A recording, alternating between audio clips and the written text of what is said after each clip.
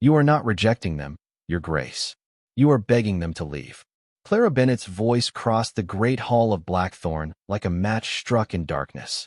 30 crystal chandeliers burned above 30 noble families, yet the room seemed to lose all warmth at once. At the far end of the polished floor, Duke Alexander Whitmore stood beside the cold marble fireplace, one hand resting on the silver head of his cane, his expression carved into the same severe calm that had ended every courtship before it began.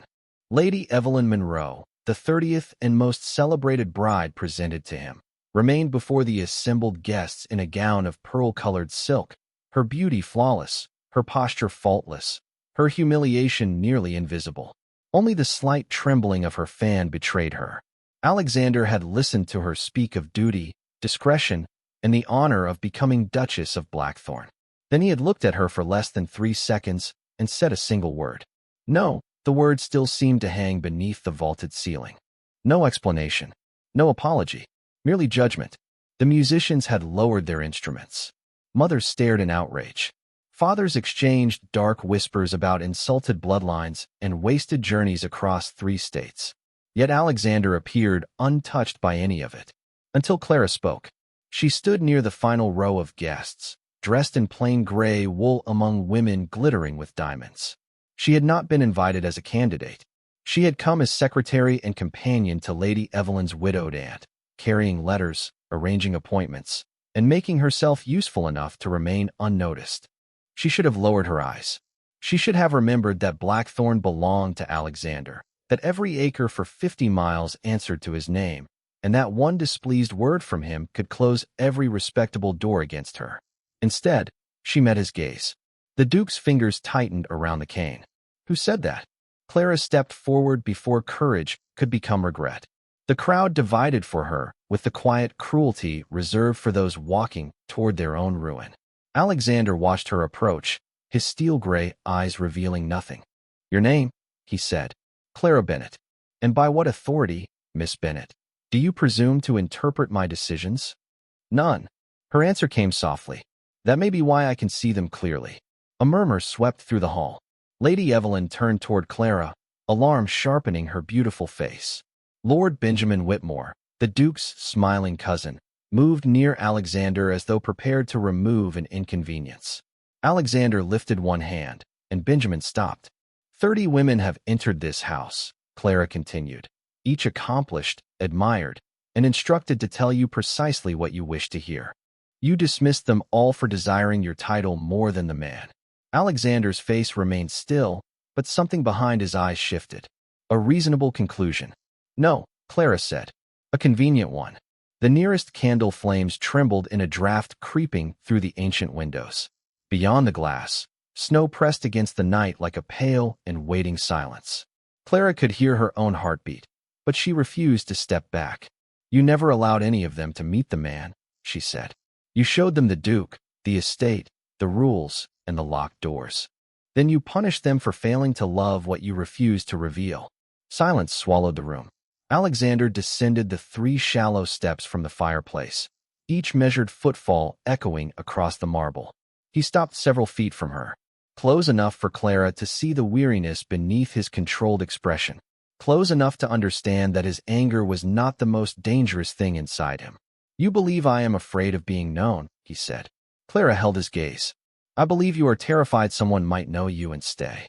For the first time that evening, the Duke of Blackthorn lost his perfect composure. His breath caught. Barely, but Clara saw it. Alexander turned toward the towering oak doors. "Lock them." The heavy bolts slid into place with a final, hollow sound. Then he looked back at her, and every guest in the hall seemed to disappear beneath the weight of his attention. "Very well, Miss Bennet," he said. "Tell me what I am hiding." For several seconds, no one moved. The locked doors stood behind the guests like a judgment, while the winter wind pressed softly against the tall windows of Blackthorn Hall. Clara felt Lady Evelyn stare upon her, sharp with disbelief, but she kept her attention on Alexander. He waited beneath the chandeliers with the patience of a man accustomed to watching others surrender first. "You asked what you were hiding," Clara said. "Not here," Lady Evelyn whispered urgently. "Clara, enough." Alexander did not look away from Clara. Let her speak. His command was quiet, yet it silenced the room more completely than a shout. Clara folded her hands before her to hide their trembling. You are hiding behind certainty, Your Grace. You decide what every woman wants before she has the chance to prove otherwise. Then you call your suspicion wisdom. Lord Benjamin gave a soft laugh near the fireplace. A bold opinion from someone who has known my cousin for less than an evening. Sometimes distance reveals what familiarity excuses, Clara replied. Benjamin's smile thinned. Alexander studied her as if she were a letter written in an unfamiliar hand. And what do you want, Miss Bennet? Nothing from you. The answer came too quickly to be rehearsed. A murmur passed through the guests. Alexander's brow shifted almost imperceptibly. Everyone wants something.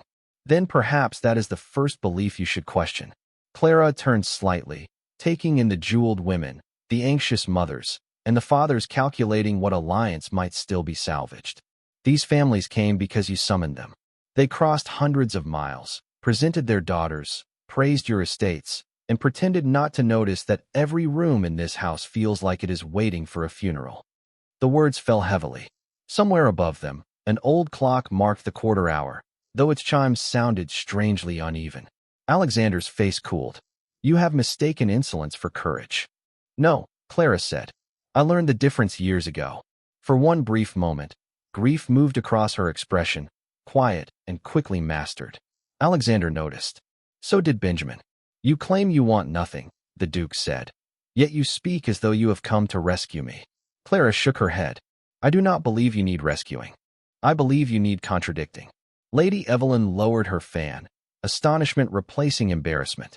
Even the musicians seemed afraid to breathe. Alexander stepped closer, stopping at a distance proper enough for society and intimate enough for truth. Suppose I allowed you to continue. What would you prove? That you did not reject 30 women because they were false. You rejected them because none of them could reach a man determined not to be found. His eyes hardened, but Clara saw the wound beneath the anger, old and guarded. 7 days, he said. Benjamin turned sharply. Alexander. The Duke silenced him with a glance. You will remain at Blackthorn for 7 days, Miss Bennet.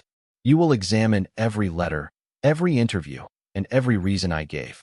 If you prove your accusation, I will settle whatever debt brought a woman of your education into service. Clara's composure faltered. He had observed more than she expected. And if I fail, you will stand in this hall before every family you have insulted and admit that arrogance, not truth, guided your tongue. Snow struck the glass in sudden white sheets. Clara looked toward the locked doors, then back at the man who believed fear could be turned into a bargain. Agreed, she said. Alexander inclined his head. Then you are no longer merely Lady Monroe's secretary. His gaze rested on her with unsettling steadiness. For the next 7 days, Miss Bennet, you are my 31st candidate. Clara lifted her chin. No, Your Grace. I am the first woman here who is not applying. By morning, Blackthorn Hall had become a different kind of prison.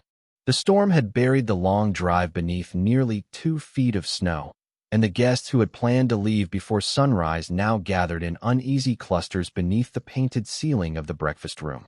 Silver coffee pots steamed upon the table. China cups touched their saucers with small, nervous sounds. No one spoke above a whisper when Clara entered. Lady Evelyn sat beside her aunt near the windows, pale but composed, while Lord Benjamin lounged at Alexander's right hand with the relaxed posture of a man who considered every room partly his own. Alexander stood when Clara approached, though his expression gave no sign that the gesture was courtesy rather than challenge. Miss Bennet, he said, your examination begins now. He led her from the breakfast room into the West Library, a vast chamber of dark walnut shelves and narrow windows clouded by snow. 30 leather folders waited in a perfect line across a long table. Each bore the name of a woman Alexander had refused. Clara removed her gloves and opened the first. The correspondence was brief. The candidate praised Blackthorn, admired Alexander's discipline, and promised never to disturb the solitude he valued. The second letter said almost the same. So did the third.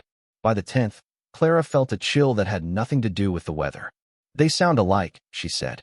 Alexander remained near the fireplace, watching her. Society trains women to sound alike. Society did not write your replies. She placed 3 rejection letters beside one another. The wording was nearly identical. Each declared that the woman desired the title more than the man. Each concluded with the same polished sentence about incompatibility.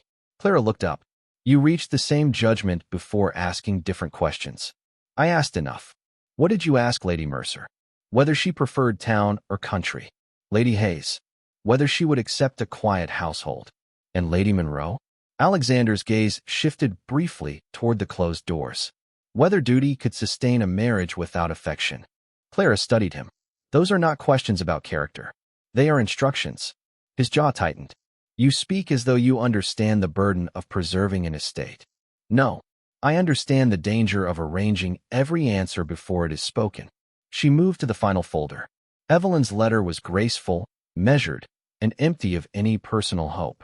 It promised obedience, discretion, and heirs. Clara closed it gently. She offered you exactly what you demanded, and revealed exactly what she wanted. Did she? Clara asked.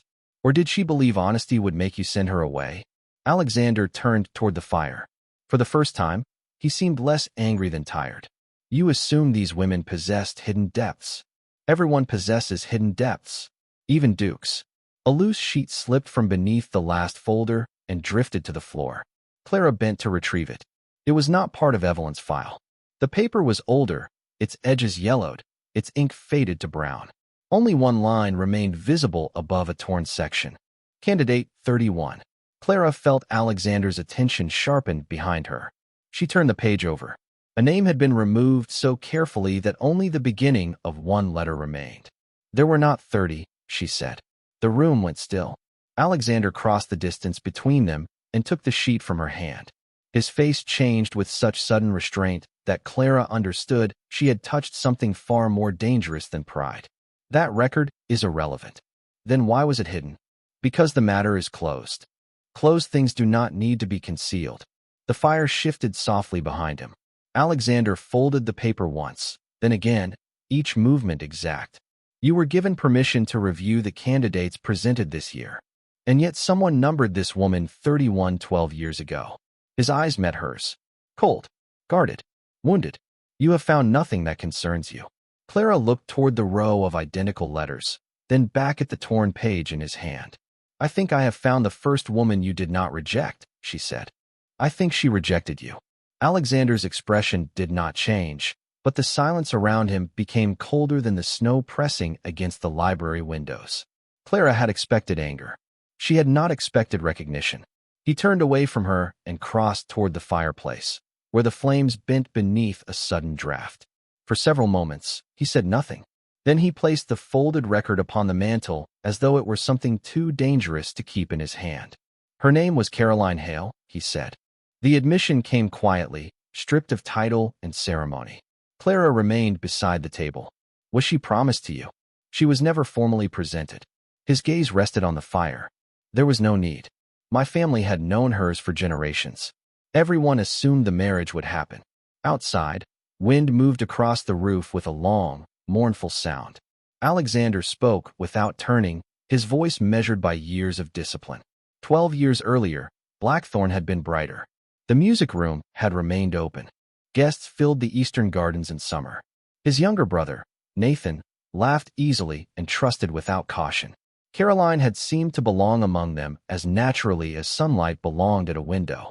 She praised Alexander's judgment, admired his sense of duty, and spoke often of the future they would build. I believed her, he said. That was my first mistake. Clara heard the bitterness, but she also heard something beneath it. Shame. What happened? Alexander's hand tightened against the mantel. A letter arrived in my study. It was written in Nathan's hand. The letter claimed Nathan loved Caroline and intended to persuade her to leave Blackthorn with him. It also accused Alexander of caring more for the estate than for any living soul. Alexander confronted his brother in the West Gallery during a storm. Nathan denied everything. Alexander did not believe him. By morning, Nathan had ridden away. Before sunset, word came that the old stone bridge beyond the northern boundary had collapsed beneath the rain. Nathan never returned. Clara lowered her eyes for a moment, not in fear, but in respect for grief finally spoken aloud. And Caroline? She asked. She comforted me. Alexander gave a hollow laugh. For 3 weeks. Then she left Blackthorn and married a railroad heir in New York. Years later, Alexander learned the letter had not been written by Nathan. The handwriting had been imitated, the seal taken from his desk. Caroline never admitted creating it, but she never denied it either. She had wanted the brothers divided. Alexander's inheritance would remain secure, Nathan would disappear from her path, and if Alexander became easier to control through guilt, so much the better.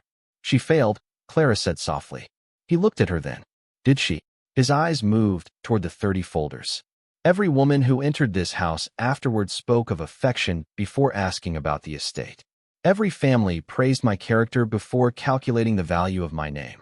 Caroline merely taught me to recognize the pattern. No, Clara said.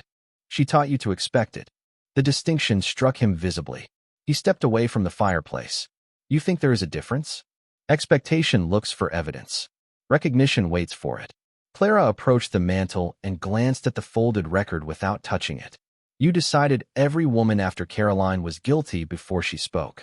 That did not protect you from deception. It only ensured you would never need to risk trust again. Alexander's face hardened. You speak confidently about risks you have never carried. Do not mistake silence for ignorance. Something in her voice made him pause.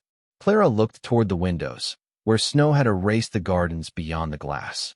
My father trusted a man with my sister's life, she said. The man chose reputation over truth, and my family paid for his cowardice. I learned what fear can cost when respectable people refuse to question it. She turned back to him. But I did not decide every doctor was cruel, every gentleman dishonest, every promise a trap. Alexander held her gaze, and for one suspended moment the distance between them seemed measured not in feet, but in wounds. Then the library door opened. Lord Benjamin stood on the threshold, smiling with careful ease. His eyes moved from Clara to the folded record upon the mantel. I hope I am not interrupting, he said. Alexander's expression closed at once. Clara saw Benjamin notice it. She also saw, beneath his pleasant smile, the briefest flash of alarm. Only history, Alexander replied. Benjamin entered and closed the door behind him. History, he said softly, is best left where it cannot disturb the living.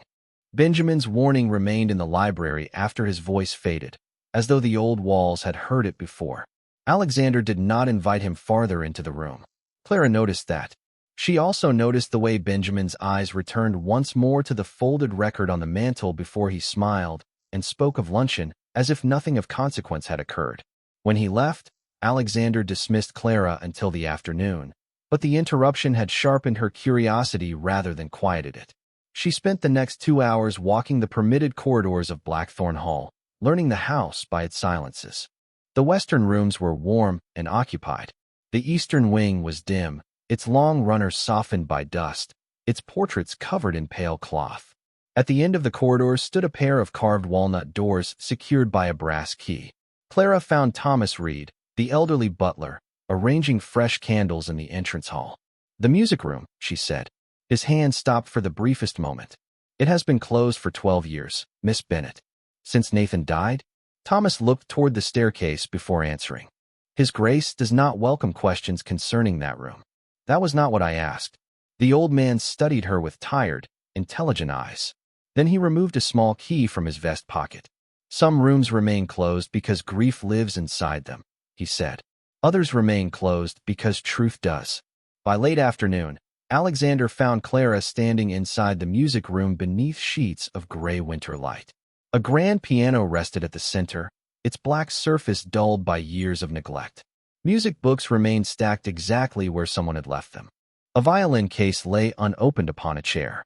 The air smelled of cedar, dust, and time held too tightly. Thomas had no authority to give you that key, Alexander said from the doorway. Clara turned. Then dismiss me from the house. He entered instead. Each step seemed reluctant. You believe defiance makes you brave. No, it merely keeps fear from deciding for me. Alexander stopped beside the piano. His fingers hovered over the closed lid, but did not touch it. Clara understood then that Nathan had played here, that every silent instrument carried a voice Alexander had refused to hear. Caroline did not destroy your ability to love, she said. She merely gave you permission to stop trying. His gaze snapped toward her. You know nothing of what she destroyed. I know what you preserved. Clara gestured toward the covered portraits and sealed windows. You preserved the wound. You built your life around it. You made every servant walk quietly, every guest speak carefully, every woman prove herself against a crime committed by someone else. Enough. The word came low and controlled. Clara's heart struck hard against her ribs, but she did not retreat. You invited the truth. I invited evidence. Then look around you. She placed one hand on the piano lid. This room is evidence. 12 years have passed, yet the curtains remain closed and the music remains unfinished. Caroline left. Nathan died, but you made certain no one else was allowed to live here fully afterward. Alexander's face lost color. For one moment, anger gave way to something far more fragile. He opened the piano bench and removed a narrow leather book. Nathan's compositions, he said. The final pages were marked with a repeated symbol, a small blackthorn branch crossed by 3 lines. Clara had seen it before. She turned toward the old financial ledgers stacked near the wall, opened one, and found the same symbol beside several payments approved months before Nathan's death. What does this mark mean? She asked. Alexander took the ledger from her. His expression changed as he read the names. It was Nathan's private notation, he said. He used it when an account required investigation. Clara looked from the music book to the ledger. Then he was not only writing music in this room. Alexander followed the entries downward until one name stopped him. Benjamin Whitmore.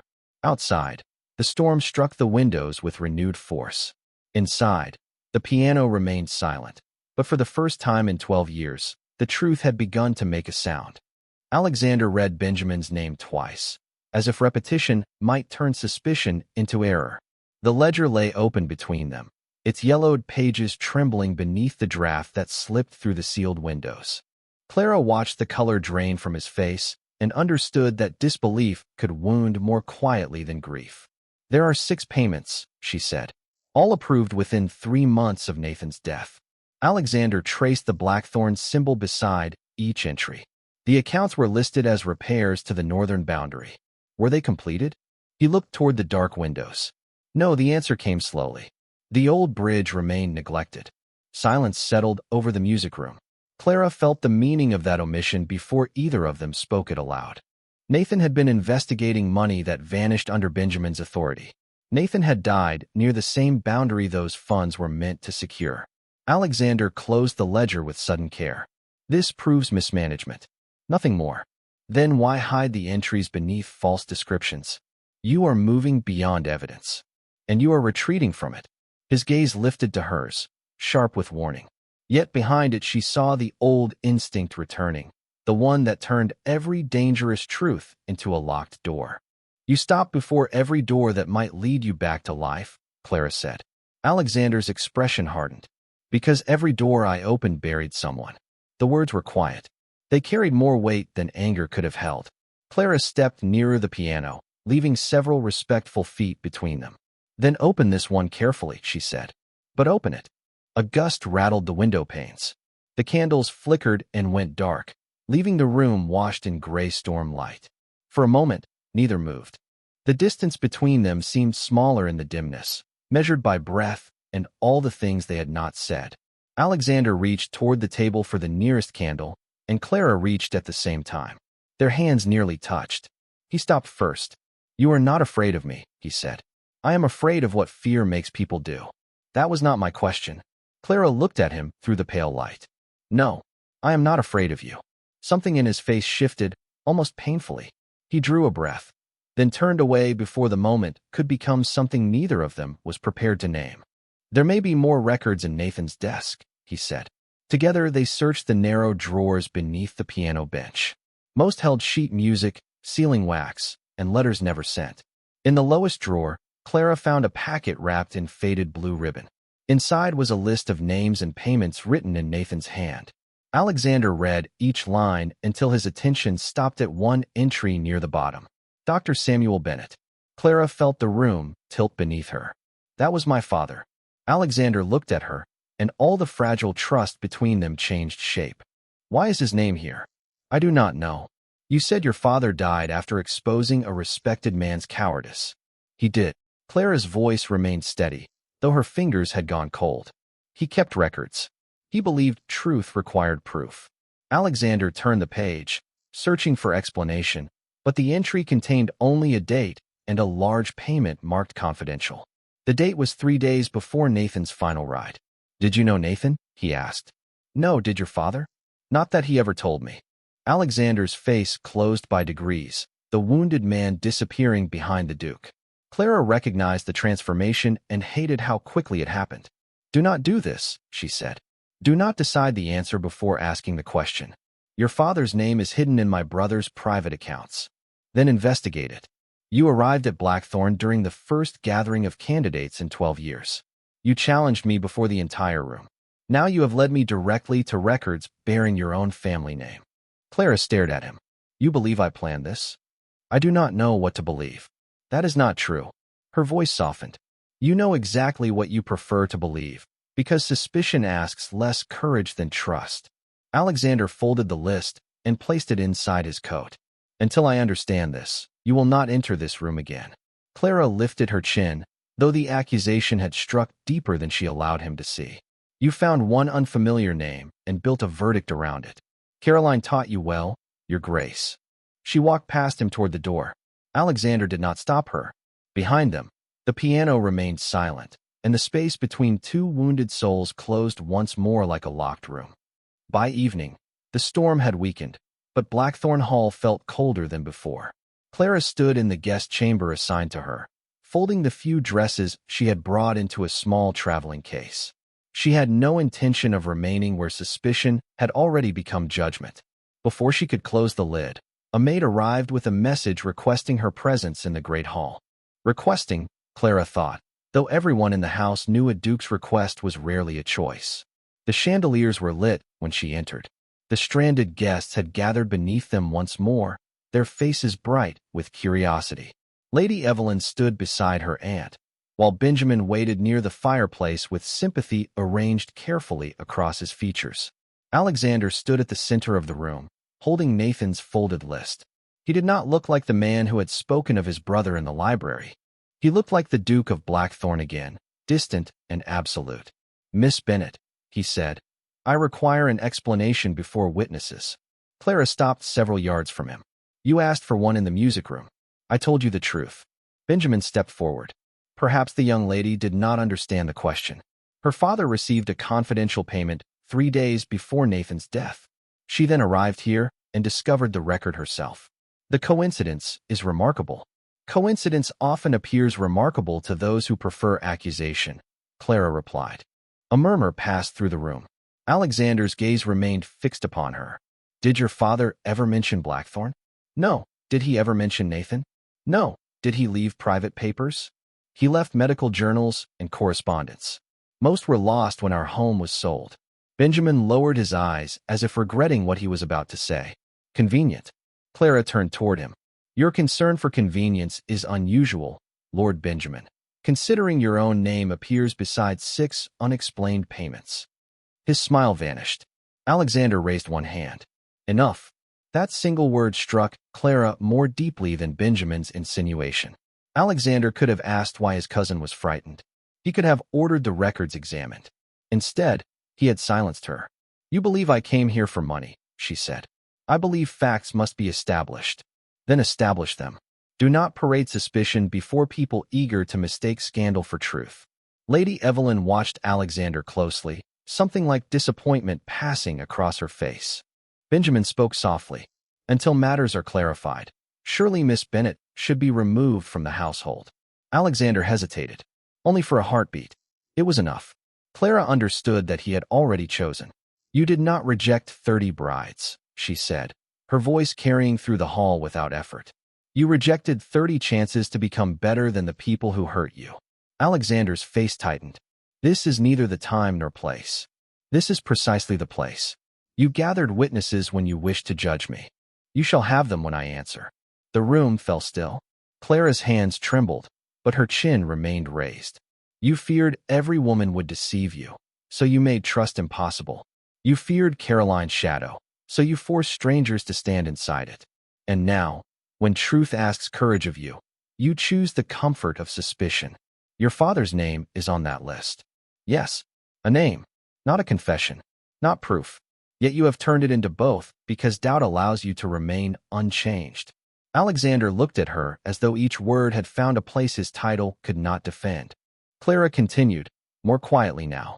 You did not ask me to stay here because you wanted truth. You asked because you believed no one could prove you wrong. She glanced around the hall at the families who had watched 30 women measured and dismissed. Now you have rejected the truth as well. Alexander took one step toward her. Clara. It was the first time he had spoken her name without formality. For one dangerous moment, hope stirred. Then he said nothing more. Clara gave him the smallest curtsy. That is what I thought. She turned toward Lady Evelyn. Your aunt has been kind to me. Please tell her I am grateful. The road is not safe tonight, Alexander said behind her. I would rather face the road than remain where my dignity requires permission. She walked to the doors. This time, no order stopped her. The bolts were drawn back, and cold air entered the hall as the doors opened onto the white evening. Clara stepped beyond the threshold without looking back. Behind her stood 30 disappointed families, one satisfied cousin, and a duke who had finally heard the truth, only to discover that hearing it was not the same as being brave enough to choose it. The doors closed behind Clara, and the great hall seemed to exhale the warmth she had taken with her. Alexander remained beneath the chandeliers, still holding Nathan's list, while the guests avoided his eyes. Benjamin was the first to speak. A regrettable scene, he said, but perhaps necessary. Alexander looked at him. For the first time, Benjamin's practiced sympathy appeared thin. Before the Duke could answer, Thomas Reed entered from the eastern corridor carrying a narrow wooden box. Your Grace, the butler said, there is something you must see. He placed the box on the long table and withdrew a bundle of papers tied with faded blue cord. These were found years ago behind the false panel in Mr. Nathan's desk. I did not know their meaning until tonight. Alexander opened the first page. The writing was Nathan's, but the entries had been made in 2 shades of ink. The darker lines listed payments. The paler lines, nearly invisible with age, recorded their true purpose. He was keeping 2 records, Alexander said. Thomas nodded. One for those watching him. One for the truth. Alexander turned to the entry bearing Samuel Bennett's name. Beneath it, in faded ink, Nathan had written a note. Dr. Bennett has agreed to preserve copies of the accounts should anything happen to me. He suspects Benjamin has redirected estate funds and concealed the condition of the northern bridge. Clara's father had not accepted a bribe. He had been entrusted with evidence. Alexander read the line again, and shame moved through him with a force no accusation could equal. Benjamin stepped back. That proves nothing. Nathan was always dramatic. Lady Evelyn lowered her fan. Then why did you call the payment confidential before anyone read the second entry? Every face turned toward Benjamin. His composure faltered. Alexander unfolded another page. It listed false repair invoices, private transfers, and instructions written in Benjamin's own hand. There was no mention of violence, only neglect, deception, and a calculated effort to hide missing funds until Nathan discovered them. The bridge had not failed because of fate alone. It had been left unsafe while money intended for its repair disappeared into Benjamin's accounts. Alexander raised his eyes. You knew? Benjamin's smile returned, but it no longer carried ease. I knew Nathan enjoyed making accusations. As does Miss Bennet. Clara, Alexander said, and the sound of her name revealed what his silence had cost. Thomas moved closer. Her carriage has not reached the southern gate. The road is blocked by a fallen tree. Lord Benjamin sent 2 men after her, claiming they were to escort her safely. Alexander turned sharply. Benjamin's face answered before his voice could. She has documents that belong to this family, he said. I merely intended to recover them. What documents? Lady Evelyn asked. Thomas opened the wooden box and found one compartment empty. The final copy of Nathan's account, he said. Miss Bennet must have taken it from the music room without realizing its importance. Alexander understood at once. Clara was alone on a winter road, carrying the last proof against a man who had already built his future upon concealment. He handed the papers to Thomas. Keep every guest in this hall. Send word to the county magistrate. Benjamin moved toward the side door, but Lady Evelyn stepped into his path. Her voice was calm. You used my family's desperation to place me near the Duke. You promised security if I helped discredit her. A murmur swept through the room. I will not protect you now. Alexander did not wait for more. He crossed the entrance hall, took his coat from the waiting servant, and stepped into the cold. Snow had begun again, fine and silver beneath the lanterns. A groom brought his horse, but Thomas caught Alexander's arm before he mounted. "There is one more thing," the old man said. He handed him a sealed letter addressed in Samuel Bennett's careful script. "Dr. Bennett wrote this for Clara. Nathan asked me to deliver it if the truth was ever uncovered." Alexander placed the letter inside his coat, close to his heart. Where would Benjamin's men take her? The abandoned chapel near the northern road. It is the only shelter within 5 miles. Alexander looked toward the dark line of trees beyond the gates. For 12 years, he had allowed grief to choose every road for him. Tonight, the choice was his.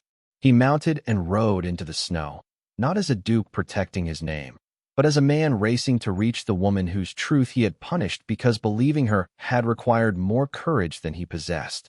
Alexander found the abandoned chapel beneath a veil of falling snow, its narrow windows glowing with the weak amber light of a single lantern.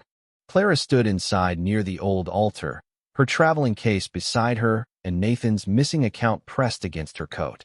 Benjamin's 2 men waited several feet away, uncertain and ashamed rather than threatening, for Clara had refused to surrender the papers and reminded them that obedience did not erase responsibility. When Alexander entered, the cold followed him through the door. Clara looked at him without relief. "Have you come for the account?" she asked. "I have come for you." The words sounded too simple for the distance between them. Alexander dismissed the men and placed Samuel Bennett's sealed letter upon the altar. "Your father was not paid to betray Nathan. He preserved the evidence Nathan trusted him to protect. Benjamin concealed the truth, and I allowed my fear to finish his work." Clara did not reach for the letter. "You accused me before an entire hall. I know. You chose suspicion because it was familiar. I know that too." Alexander removed Nathan's list from his coat and set it beside the letter. "I cannot ask you to forget what I did. I can only return with you and admit it before every person who witnessed it." Clara's eyes softened, but her voice remained steady. "An apology spoken in private cannot repair humiliation given in public. Then it will not remain private." By noon, the storm had cleared enough for them to return to Blackthorn Hall. The guests still filled the great room, watched by Thomas and the county magistrate. Benjamin stood apart, stripped of his easy smile. Lady Evelyn had already given her statement. Alexander walked to the center of the floor, where he had judged 30 women, and then judged Clara most cruelly of all. "Miss Bennett's father protected my brother's final investigation," he announced. "The evidence proves that Lord Benjamin concealed missing funds and neglected repairs entrusted to his care. Miss Bennett came here knowing none of this. I accused her because doubt required less courage than trust." Benjamin attempted to speak, but Alexander raised one hand. "You will answer to the law. I will answer to my conscience." Then he turned toward Clara. Every chandelier seemed brighter, though the winter light beyond the windows remained pale. Alexander lowered himself to one knee, not as a performance of romance, but as a man surrendering the protection of rank. 30 women were brought here for me to judge," he said. "You were the first who made me judge myself." Clara looked down at him, her dignity restored not by his gesture, but by the truth finally spoken before those who had doubted her. "I will not ask you to marry me," Alexander continued. "Not today. I will offer you what I denied every woman who entered this house. A choice. You may leave with your father's name cleared, your debts settled, and every door open to you. Or you may remain without promise, obligation, or expectation while I become a man worthy of asking." Clara glanced toward the covered portraits, the sealed eastern corridor, and the silent house that had mistaken mourning for loyalty. "Open the music room," she said. "Open every curtain. Let this house serve the living again." Alexander rose. "It will." In the months that followed, Nathan's music room became a school for children from the surrounding farms and villages. Samuel Bennett's records helped restore funds stolen from the estate. Lady Evelyn returned home with her family's dignity intact, having chosen honesty over Benjamin's bargain. And Blackthorn slowly awakened. 1 year later, Clara and Alexander married in the small chapel by the northern road. There were no jeweled candidates and no families measuring the value of the match. Only candlelight, winter roses, and the quiet music Nathan had left unfinished. Alexander did not choose Clara because she had been more perfect than the women before her. Clara chose him because, when the truth finally broke through his darkness, he had found the courage to change. Some hearts are not healed by the sweetest words, but by the one truth brave enough to enter where love was once forbidden.